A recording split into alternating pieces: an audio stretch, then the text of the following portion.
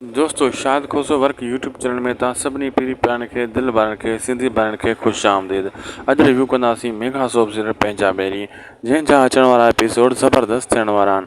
छो दोस्तों हाणे तव्हां ॾिठो ड्रामो शेरल ऐं मुराद खे सटको ऐं कुटको सांवल ॾिनो, इहो हिकिड़ो ग़लति अमल हुयो। जी हाँ दोस्तों, छो त सांवल पंहिंजी कावड़ पूरी कई, पंहिंजे सौट खे परणाई, पोइ बि हिन हे एक्शन खयो। मूंखे इहो सीन सम्झ में न आयो।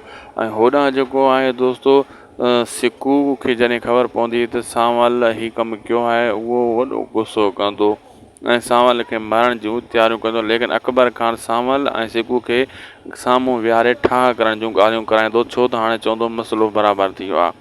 पर इहो ग़लति अमल हुयो जेको सांवल कयो, ज़ोर ज़बरदस्ती पराई नियाणी खणी हुनजो निकाह कराई।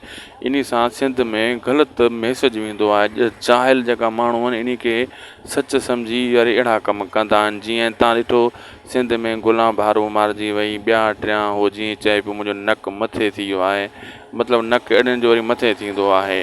बहरहाल ही ड्रामनि में ग़लति मैसेज ॾिनो वेंदो आहे दोस्तों। इहो इन खे कंट्रोल करणु घुरिजे। असां जेका लेखक आहिनि, जेका यानी हिदायतकार यानी जेका राइटर आहिनि, उहे अहिड़ी सीन न लिखनि त भली ॻाल्हि आहे। बहरहाल मुंहिंजी अगरि ॻाल्हि खां तव्हां मुतफ़िक़ आहियो त कमेंट सेक्शन में तव्हां पंहिंजी जवाबु ज़रूरु ॾिजो। तव्हांखे छा थो लॻे, इहो सीन ग़लति हुयो न जेको सांवल कयो।